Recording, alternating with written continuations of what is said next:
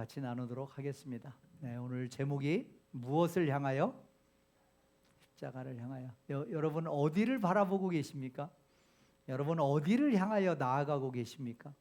네, 십자가를 바라보시는 저와 여러분 되길 간절히 소원합니다.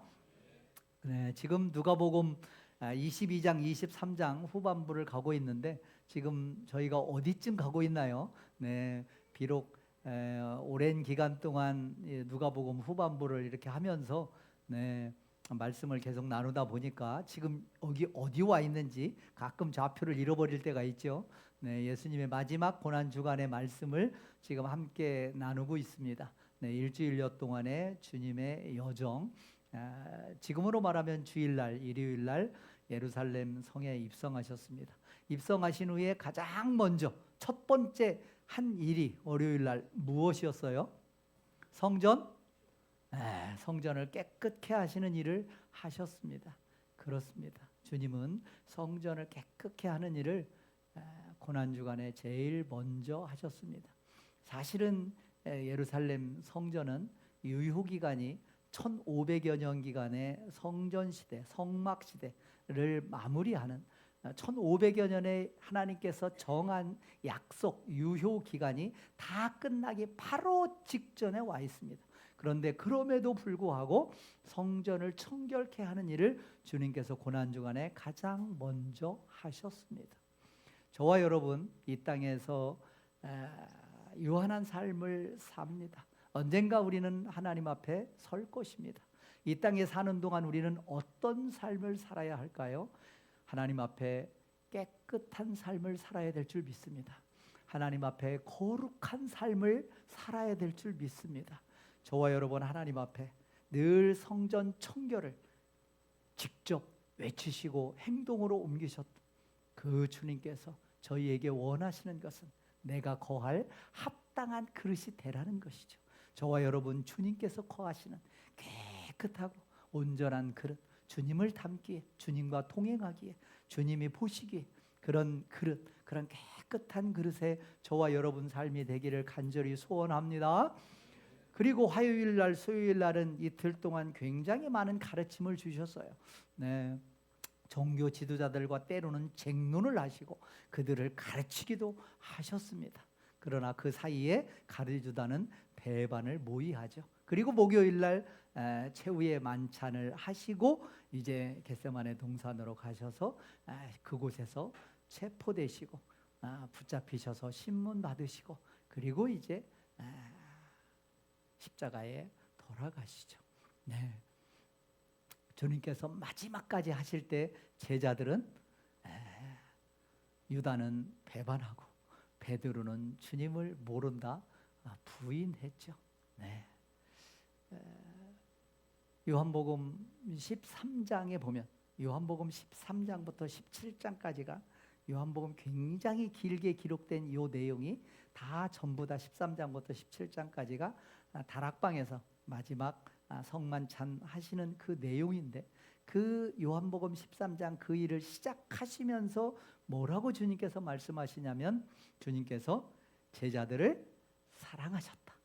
그런데 어떻게 사랑하셨다? 끝까지 사랑하셨다라고 그렇게 시작하고 있습니다.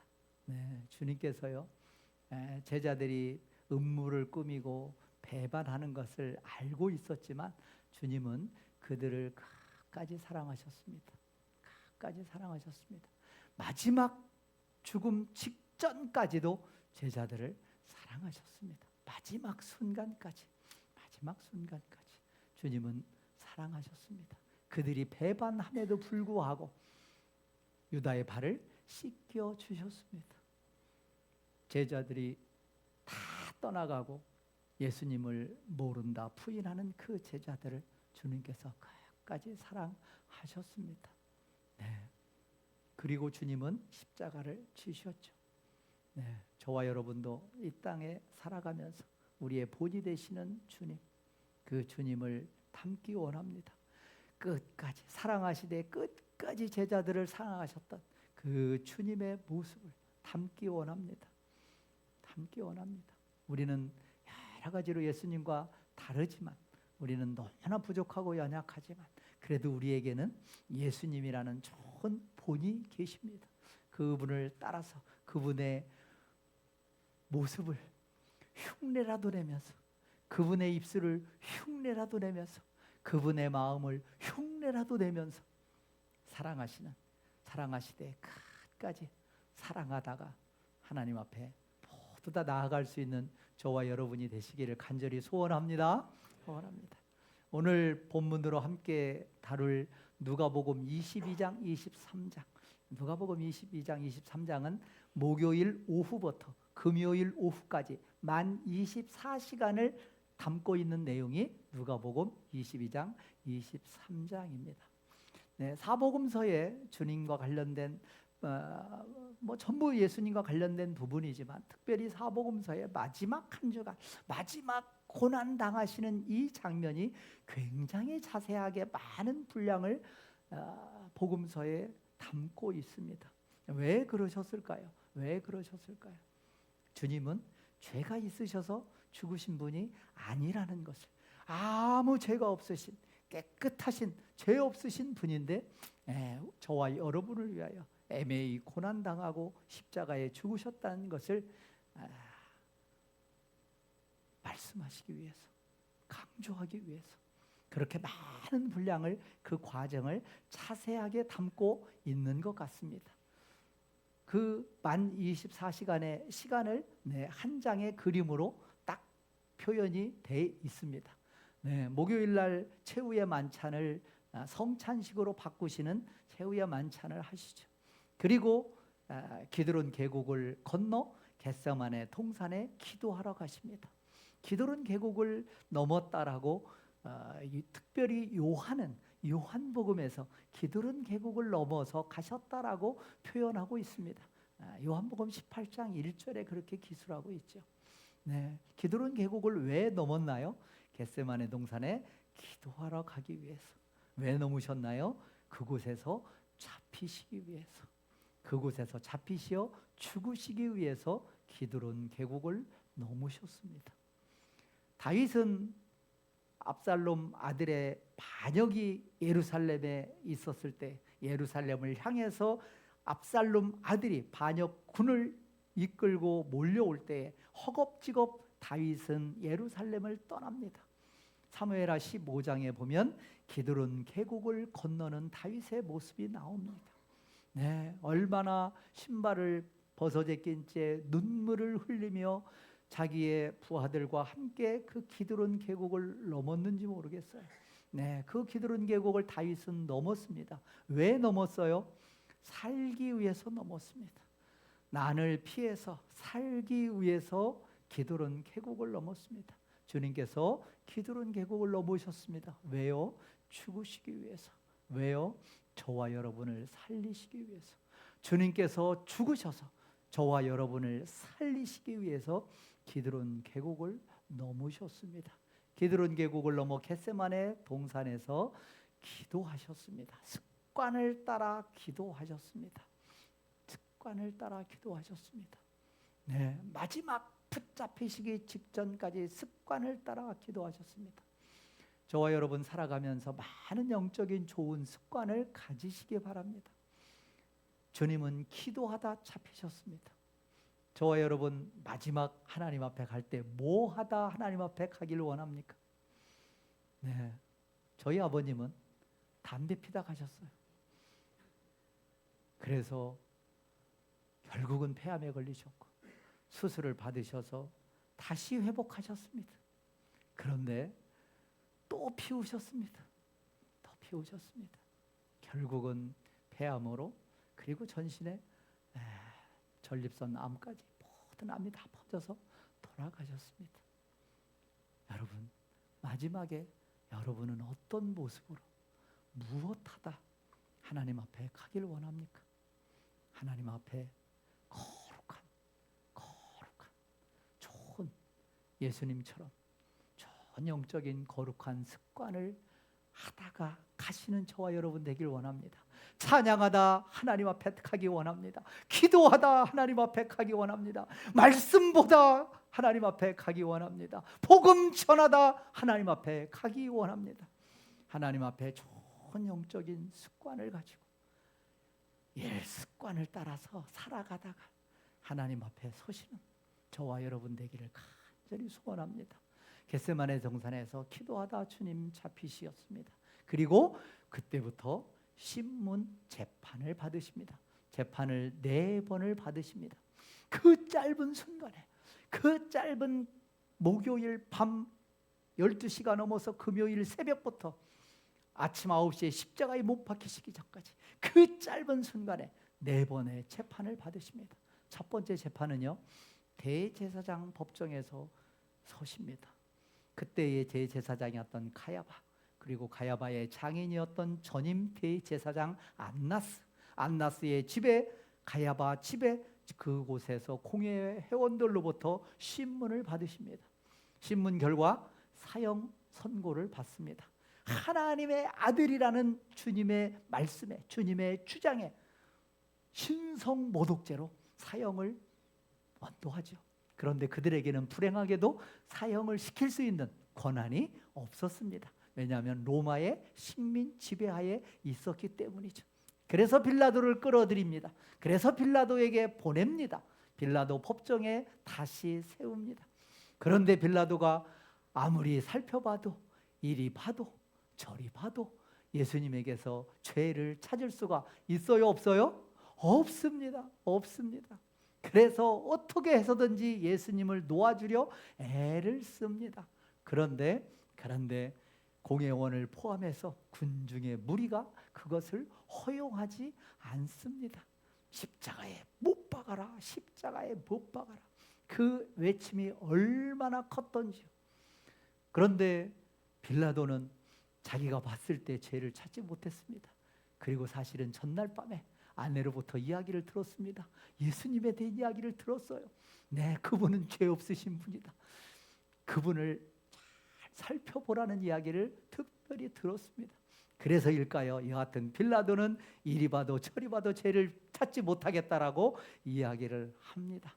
그런데 백성들의 요구에 결국은 빌라도는 꾀를 내죠. 그러다가 생각난 것이 헤롯이었습니다. 당신은 유월절이었으니까 1년의 유월절 절기에는 흩어져 있던 디아스포라 유대 땅에 살고 있는 모든 장성한 남자들은 전부 예루살렘에 와서 절기를 지키는 이스라엘 첫 번째 가장 중요한 절기인 유월절이기 때문에 다 모여 있는 겁니다. 그래서 비록 갈릴리 지역의 분봉왕이었지만 헤롯 안티파스가 예루살렘 성에 와 있었죠. 빌라도가 꾀를 낸 겁니다. 아하, 예수님은 갈릴리 출신이지. 그러니 헤롯에게 보내서 헤롯이 담당하도록 하면 좋겠다. 그래서 헤롯에게 보내는 거예요. 그래서 헤롯에게로 예수님께서 다시 또 끌려가십니다.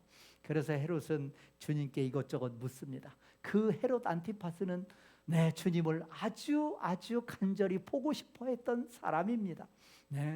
헤롯 안티파스는 다름 아닌 누구예요?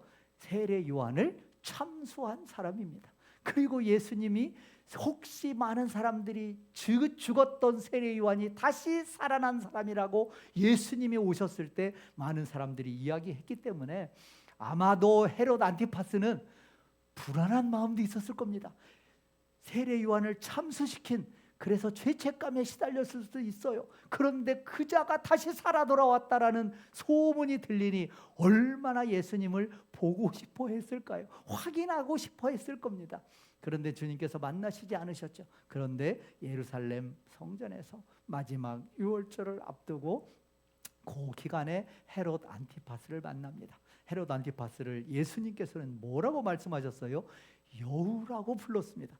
헤롯 안티파스를 아주 부정적으로 주님은 바라보셨습니다. 헤롯 안티파스는 BC 4년부터 예수님 당시까지 있었기 때문에 헤롯 가문 중에, 헤롯 대왕의 아들 중에 아주 오랫동안 분봉왕을 했던 사람이 헤롯 안티파스입니다.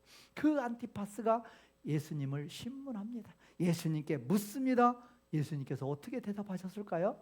아무 말도 대답하지 않으셨습니다. 아무 말도 대답하지 않으셨습니다.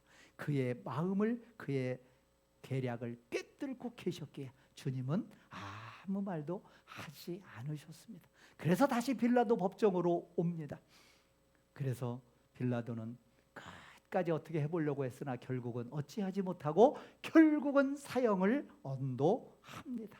그게 오늘 본문으로 선택한 누가복음 23장의 23절 25절 말씀입니다. 우리 한 목소리로 말씀 읽어보도록 하겠습니다. 그들이 큰 소리로 재촉하여 십자가에 못 박기를 구하니 그들이 소리가 이긴지라. 이에 빌라도가 그들이 구하는 대로 하기를 언도하고 그들이 요구하는 자 곧 밀란과 살인으로 말미암아 옥에 갇힌 자를 놓아주고 예수는 넘겨주어 그들의 뜻대로 하게 하니라. 네, 빌라도에게 그 공회원들을 포함해서 또 공회원들의 사주를 받은 그 무리들, 불과 며칠 전에 호산나 호산나 외쳤던 그들이 큰 소리로 재촉합니다. 뭐라고 재촉해요? 십자가에 예수를 못 박으라고요. 십자가에 예수를 못 박으라. 그렇게 외치는 겁니다. 그들의 소리가 얼마나 차고 넘쳤던지 빌라도가 그들의 소리가 이겼다라고 성경은 표현하고 있습니다. 여러분, 몇만 명이 모이는 스타디움에 요즘에 지금 월드컵을 시작했는데 그 월드컵에 3만 명, 5만 명, 8만 명이 모여서 막 함성을 지르면요, 여러분 어떤 느낌일 것 같습니까? 에? 심장이요 벌렁벌렁합니다. 벌렁벌렁해요. 네, 아마도 그 실내 공간에 모인 수많은 무리들이 성전에서 외칠 때 아마도 빌라도는 그들의 소리를 이기지 못했다. 그들의 소리에 굴복했다라고 이야기하고 있습니다. 그들의 소리를 거부했다가는 내 빌라도 총독 자리가 날아갈지도 모르겠다라는 그런 위협을 느꼈을 수도 있을 겁니다. 그들의 소리가 이긴지라. 이에 빌라도가 그들이 구하는 대로 그렇게 하기를 언도했다라고 이야기하고 있습니다. 그래서 어떻게 합니까?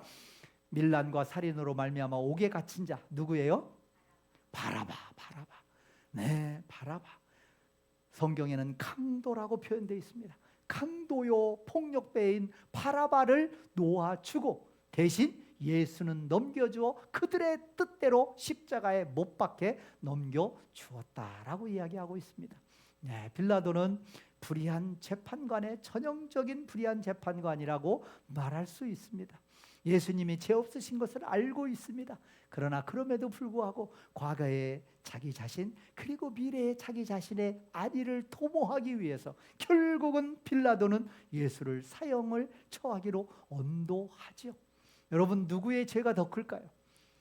빌라도에게 사형을 하도록 십자가에 못 박도록 요구하고 외치고 압력을 넣은 그들의 죄가 더 큰가요? 아니면 사형 언도를 꽝꽝꽝 때린 빌라도의 죄가 더 큰가요? 여러분, 누구의 죄가 더 큰가요? 다 커요? 다 못된 놈이에요? 다 죽일 놈이네? 네. 누구의 죄가 더 클까요? 그래도 굳이 따진다면 빌라도. 또요? 예? 박범동 지사님 뭐라고요? 유대인들, 십자가에 넘겨준 그들이 더 크다. 할렐루야. 역시 안수 집사님은 아무나 하는 건 아닌 것 같습니다. 네, 넘겨준 자의 죄가 훨씬 더 큽니다. 주님께서 말씀하셨어요. 요한복음 19장 11절에 너희에게 빌라도에게 넘겨준 자의 죄가 더 크다라고 말씀하셨습니다. 그렇습니다. 사형을 언도한 빌라도 큰 불의한 재판관이죠. 그러나 예수님을, 아무 죄 없는 예수님을 넘겨준 그들에게 더 큰 죄가 있다고 묻는 겁니다. 우리도 그렇습니다. 우리가 행위로 죄를 짓는 것은요, 우리의 의식 중에, 우리의 생각 중에, 우리의 마음 중에 있는 수많은 죄의 죄성 가득한 거기에서 나온 일부분일 뿐입니다.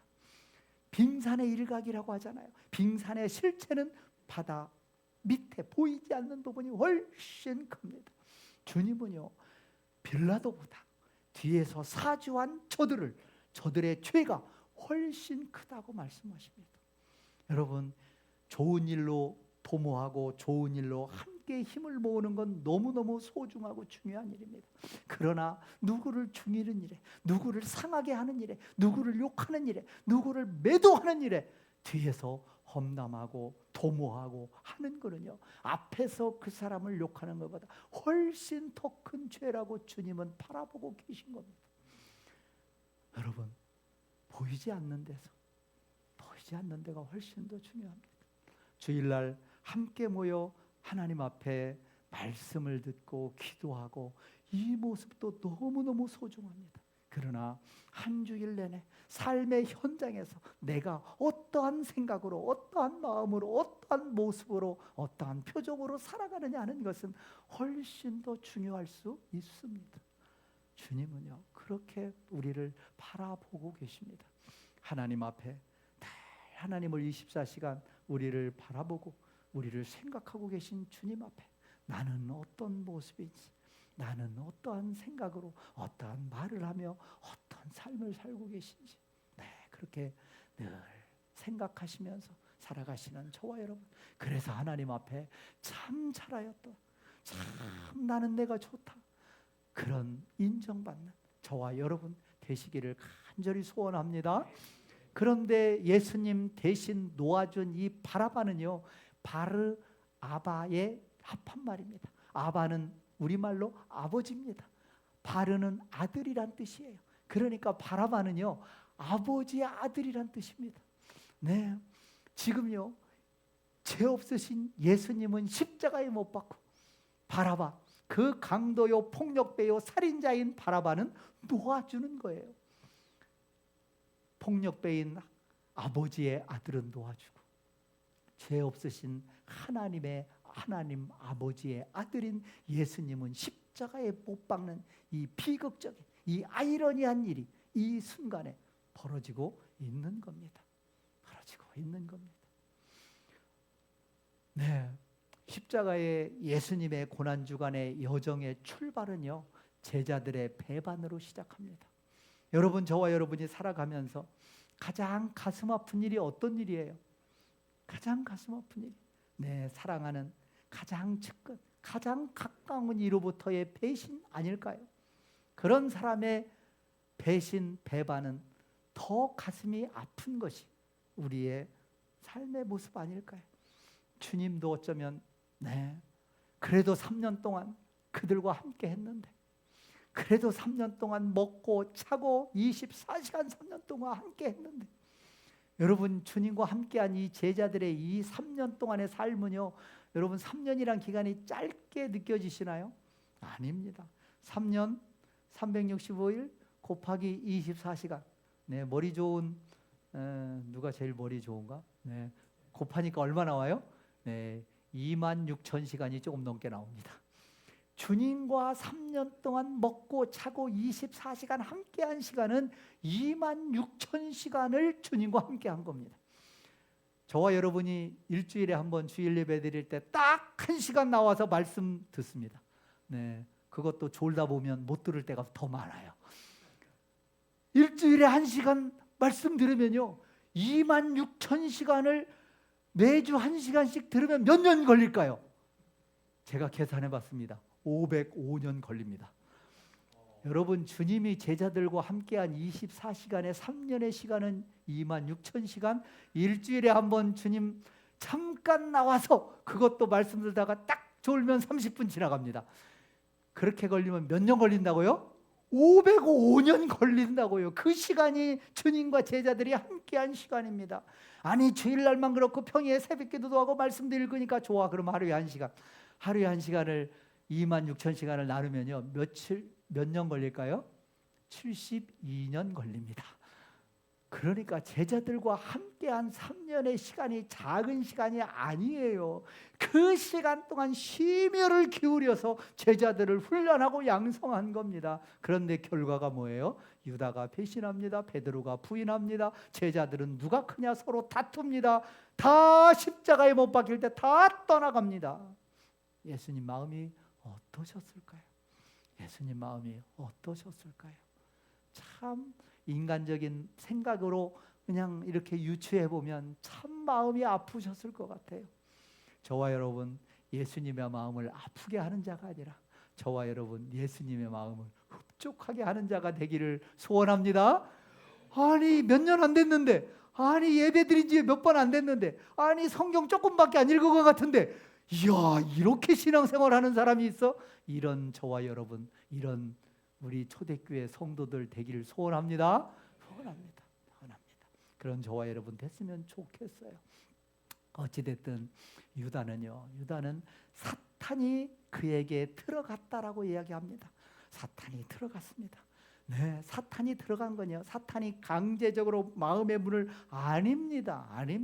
사탄이 그런 존재 아닙니다. 예수님도 그런 존재 아닙니다.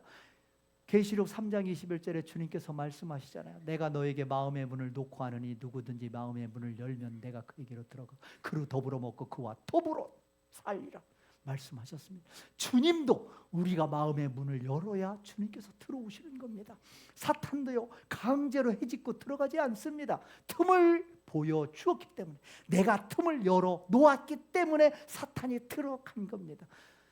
유다에게는 어떤 틈이 있었나요? 사탄이 아주 좋은 틈이 있었죠. 다음 절에 보니까 그들이 기뻐하여 돈을 주기로 언약하는지라.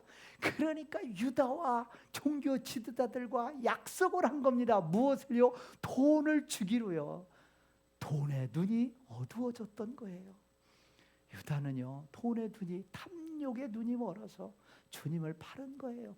물론 보기 좋게 얘기하면 내가 생각하던 메시아가 아니라서, 내가 꿈꾸던 메시아가 아니라서, 내가 꿈꾸던 이스라엘의 독립을 할 수 있는 그런 능력 있는 정치적인 군사적인 리더가 아니라고 판단해서 그렇게 했을지 모르겠지만, 성경에서는 유다는요 돈을 훔쳤다라고 이야기하고 있습니다. 유다는 제자 중에 사실은 12제자가 다 갈릴리인데 11명이 한 명 유일하게 유다 출신입니다. 그러니까요 구색을 갖출 수 있는 굉장히 내세우기 좋은 제자가 유다예요. 예수님께서 유다를 친구라고 말씀하신 적도 있습니다. 그런데 그 유다가 돈의 눈이 멀었죠. 얼마나 머리가 똑똑하고 재능이 있는 사람인지 모릅니다. 세리 마태가 있었음에도 불구하고, 아예 전문적인 재정에 능력이 있는 사람이 있음에도 불구하고 유다가 그 자리를 꿰차고 돈 맡은 자로서의 제자로서의 삶을 살아왔잖아요. 그런데 그가 돈을 너무 좋아했습니다. 그래서 돈을 주기로 언약하고, 그래서 사탄이 들어간 겁니다. 사탄의 틈을 주시지 않기 바랍니다. 저와 여러분이 살아가면서요, 나는 잠깐 틈을 벌린 건데, 나는 잠깐 눈을 돌린 건데, 그 틈을 정확하게 사탄은 알고 공격합니다. 빌미를 주시면 안 돼요. 그래서 빌미를 주는 자리, 빌미를 주는 언행, 빌미를 주는 기회를요 외면해야 됩니다. 그 자리를 떠나야 됩니다. 그런 저와 여러분 되기를 간절히 소원합니다. 근데 유다가 그렇게 했을 때, 유다는 자기의 비참한 미래를 알았을까요? 내가 예수님을 팔고, 내가 돈을 받고 팔고, 나는 나의 또 다른 꿈을 찾아가리라라고 말하고 떠났지만, 그는 얼마 지나지 않아 가장 비참하게 최후를 맞이하는 것을 저와 여러분은 너무나 잘 알고 있습니다. 인간은요 어리석은 존재예요. 우리는 우리를 자신을 알 수 없습니다. 우리 자신의 미래를 결단코 알 수 없는 것이 저와 여러분입니다. 여러분 주님께 맡기시기 바랍니다. 우리의 과거, 현재, 미래를 다 아시는 주님께 모든 것을 맡기시고 나아가시는 저와 여러분 되기를 간절히 소원합니다. 제자들의 배반 중에는 또 가슴 아픈 건 베드로예요. 베드로가 누굽니까? 예수님의 수제자잖아요. 수제자 중에 한 명이 베드로였잖아요. 베드로가 예수님을 정체를 알아본 최초의 제자가 베드로 아니에요. 마태복음 16장에 예수님께서 나를 누구로 하느냐라고 했을 때 베드로가 주는 그리스도시요 살아계신 하나님의 아들입니다라는 이 놀라운 고백을 했던 자가 누구예요? 베드로예요. 베드로가 누구예요? 물을 위를 걸었던 자가 베드로예요. 제자들 중에 유일하게 갈릴리 호수를 잠깐이나마 걸었던 자가 베드로예요. 조금 또 잠시 후에 나오겠지만 대제사장의 종 말고가 예수님을 잡으러 왔을 때 말고의 귀를 쳐서 상처를 낸 사람이 누구예요? 베드로예요. 그런 베드로가 왕 앞도 아니고 대제사장 앞도 아니고 빌라도 앞도 아니고 누구 앞에서? 여종 앞에서, 한 여종 앞에서, 다른 사람 앞에서, 또 다른 사람 앞에서 예수를 모른다. 나는 그와 상관없다. 나는 결단코 그를 알지 못한다. 이렇게 부인했다니까요. 여러분, 우리가 굉장히 강한 것 같지만 베드로의 이런 모습을 볼 때는요, 누구나 다 넘어질 수 있습니다. 누구나 다 좌절하고 누구나 다 실패하고 누구나 다 죄질 수 있다는 사실을 우리는 하나님 앞에 늘 겸허한 마음으로 우리는 살아가야 될 줄 믿습니다. 그런데 베드로가 왜 그토록 대단했던 베드로가 이렇게 타락했을까요? 오늘 본문 요 말씀을 보니까 여러 가지 요인이 있습니다. 첫 번째는요, 베드로가 멀찍이 따라갔다라고 성경에서 기록하고 있습니다. 예수님이 붙잡혀 들어갔어요. 멀찍이 뒤따라갔습니다. 거리를 두고요, 나는 저 사람과 상관없어, 나는 저 사람과 아무 관련 없는 자야 라고 하면서 그래도 미련이 남아서 멀찍이 뒤따라간 겁니다. 여러분, 주님과 멀찍이 뒤따라가시는 저와 여러분 안 되시길 소원합니다. 여러분, 주님 어떻게 붙잡고 갈 거예요? 주님 어떻게 동행할 거예요? 멀찍이 따라가시겠습니까? 아닙니다. 주님 손 꽉 잡고 따라가세요.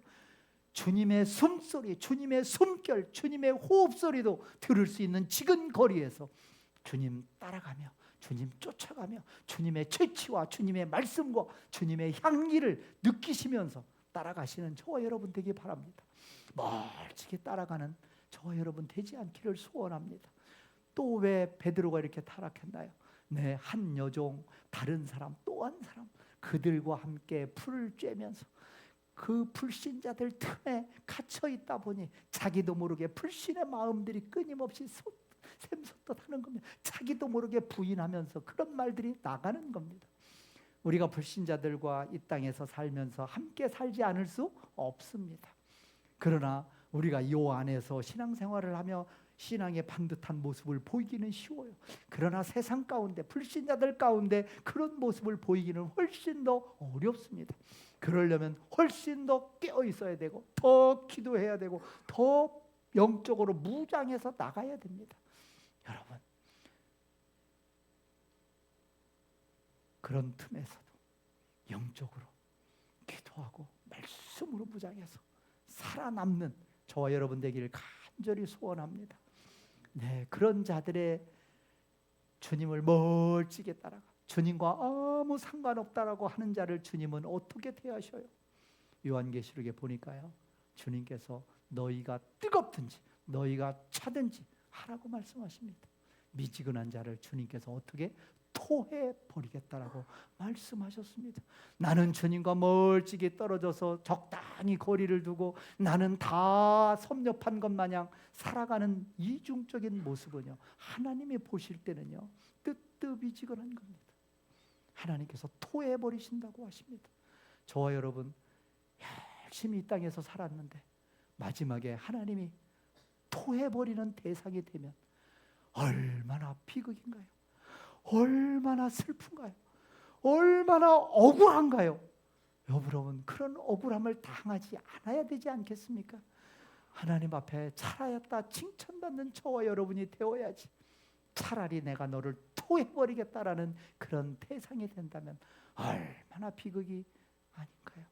그러나 베드로는 그래도 다행히 마지막에 이렇게 한 것을 심히 통곡하며 돌이켰기에 그는 하나님 앞에 마지막까지 위대하게 쓰임 받았던 것 같습니다. 네, 이런 제자들의 배신과 배반, 또 그리고 나머지 10 제자는요 똑같습니다. 똑같아요. 누가복음 22장 24절 27절에 보니까 그 주님께서 마지막 성만찬에서 그렇게 말씀하시며 이야기를 했건만 그들의 모습은 또 그들 사이에 그중 누가 크냐, 이 다툼으로 그들은 마지막 고난 주간에도 다퉜다라고 이야기하고 있습니다.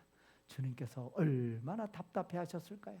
그때 주님께서 너희 중에 큰 자는 젊은 자와 같고, 여기서 젊은 자라는 이야기는 어린아이라는 이야기입니다. 어린아이와 같고, 다스리는 자는 섬기는 자와 같으니라라고 이야기하고 있습니다. 그러면서 주님께서 나는 섬기는 자로 너희 중에 있노라라고 말씀하십니다. 네, 제자들의 마지막 주의 모습도 3년 동안 때마다 기회가 있을 때마다 서로 누가 그냥 다투었는데 결국 마지막 십자가에 못 박히시기 바로 직전까지도 누가 그냥 다퉜다는 거예요. 네. 네, 왜요? 네, 네, 네, 너무 덥다고 하셔서 그러셨구나. 네, 네. 추워서 끈 거예요. 네, 네, 네, 네. 이렇게 해야 환기가 되죠. 또 졸리던 사람은 갑자기 또 뭔 일이 하고 정신이 바짝 들 수도 있잖아요. 네, 네, 네, 네, 네, 그렇습니다. 네, 저와 여러분도요. 어쩌면 네, 마지막 순간까지 이러며 살 수도 있습니다. 네, 여러분, 네, 무엇이 중헌디? 요즘 하는 말로 무엇이 중헌디? 네, 무엇이 중헌디 잃어버리고, 네, 아무것도 아닌 것에, 네, 서로 누가 크냐, 서로 누가 많이 가졌냐, 서로 누가 높냐, 서로 누가 잘났냐, 이거 가지고 다투고 아웅다웅하고 살지 않을까요? 그런데 하나님 앞에 서서 보면, 하나님 앞에 섰을 때 생각해 보면 참 부질없고 아무것도 아닌 것일 수 있습니다. 이런 제자들의 모습이 어쩌면 저와 여러분의 모습일 수도 있습니다. 네, 십자가를 향하여 제자들의 배반과 배신과 무지 속에서도 주님은 십자가를 향하여 꿋꿋이 나가십니다. 주님께서 나가서 습관을 따라 감람산에 가셨습니다. 습관을 따라 감람산 겟세마네 동산에 가셔서 기도하시는 것을 누가 알았을까요? 제자들은 알았습니다. 유다도 알았습니다. 유다가 군사를 동원해서 지도자들과 함께 예수님을 잡으러 겟세마네 동산에 올 것을 아셨습니다. 주님은 아셨습니다. 유다는 예수님이 어디에서 기도하는가를 늘 따라다녔기 때문에 알고 있었습니다. 그럼에도 불구하고 주님은 그곳에 가셔서 기도하신 거예요. 주님은 마지못해 잡히신 게 아닙니다. 마지못해 고난의 길을 걸으신 게 아닙니다. 마지못해 십자가를 지신 게 아닙니다. 주님은 자발적으로, 주님은 주님의 뜻을 따라, 하나님의 뜻을 따라 그 십자가를 지시고 그 길을 걸어 가셨습니다.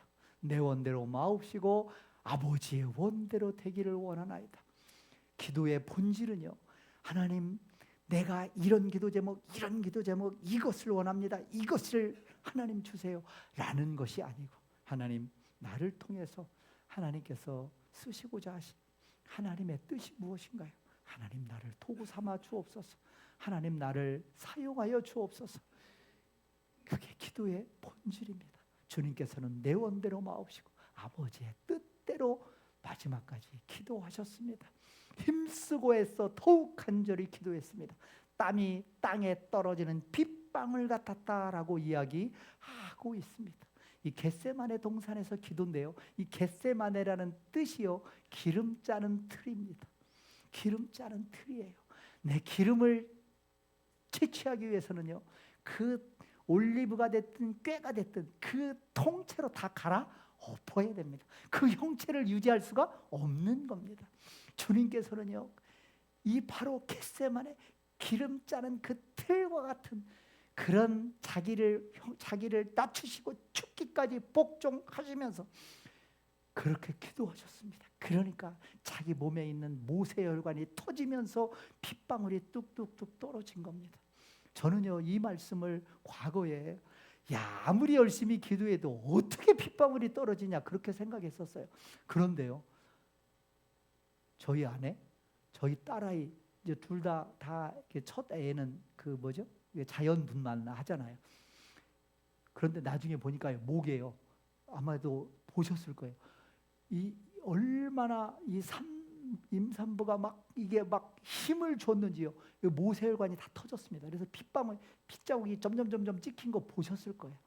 이야, 힘을 쓰면 정말 죽거라 힘을 쓰면 모세혈관이 다 터지는구나라는 것을 산모를 보면서 느꼈어요. 그 주님께서 기도를 어떻게 하셨어요?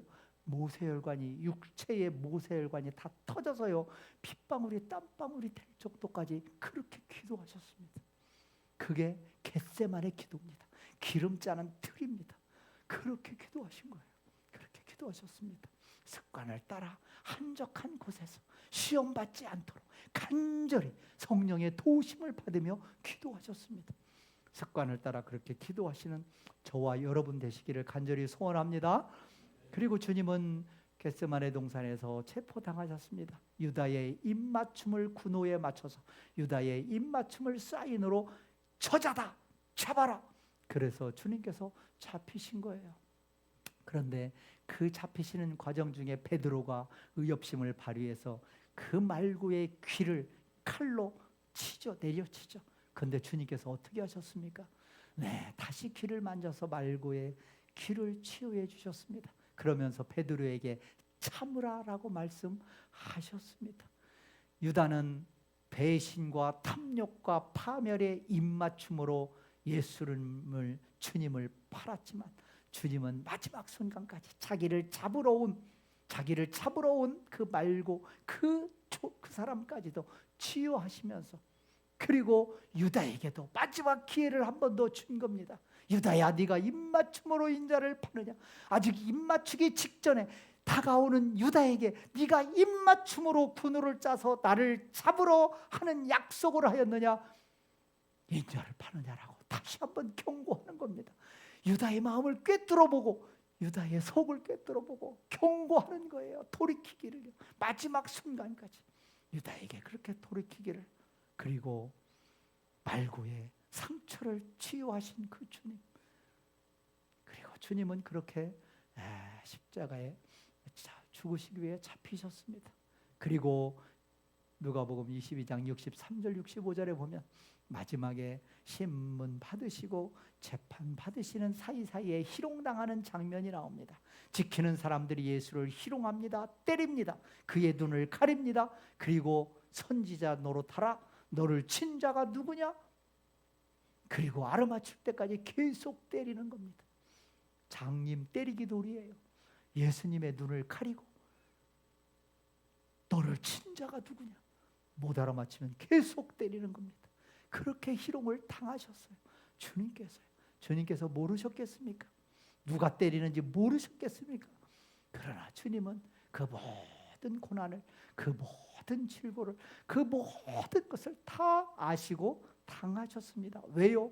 이사야 53장, 고난의 종으로 오신 주님을 예언하신 구약의 성경의 말씀을 응하게 하기 위해서 그렇게 하셨습니다. 그렇게 희롱 당하시고 그리고 십자가에 못 박혀 돌아가신 것이죠. 네, 어떻게 할 것인가? 묵상 포인트 두 가지만 말씀드리겠습니다. 예수님의 발자취를 따라가자. 네, 베드로는요, 예수님의 마지막 그 고난 당한 그 장면 순간순간을 다 기억하고 있습니다.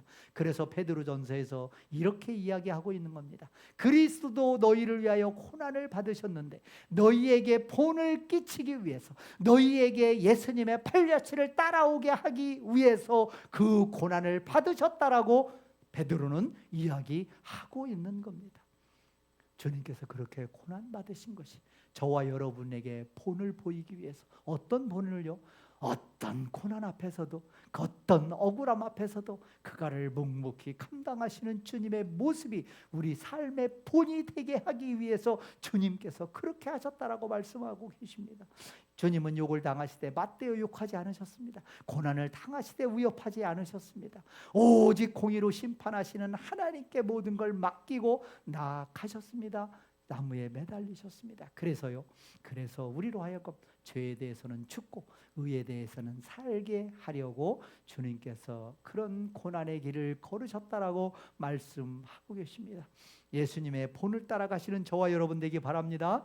여기서 본은요, 우리가 어렸을 때 초등학생들, 유치원 애들이 글자 쓸 때 글씨가 흐릿하게 있는데 그걸 그대로 보고 쓰는 게 본입니다. 그게 본이에요.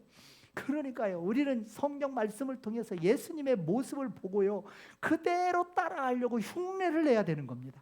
예수님의 모습, 예수님의 인내, 예수님의 오래 참으심, 예수님의 말씀, 예수님의 모습, 예수님의 표정, 예수님의 마음, 예수님의 생각을요 그대로 보면서 따라하려고 흉내를 내야 되는 겁니다. 그게 본이에요.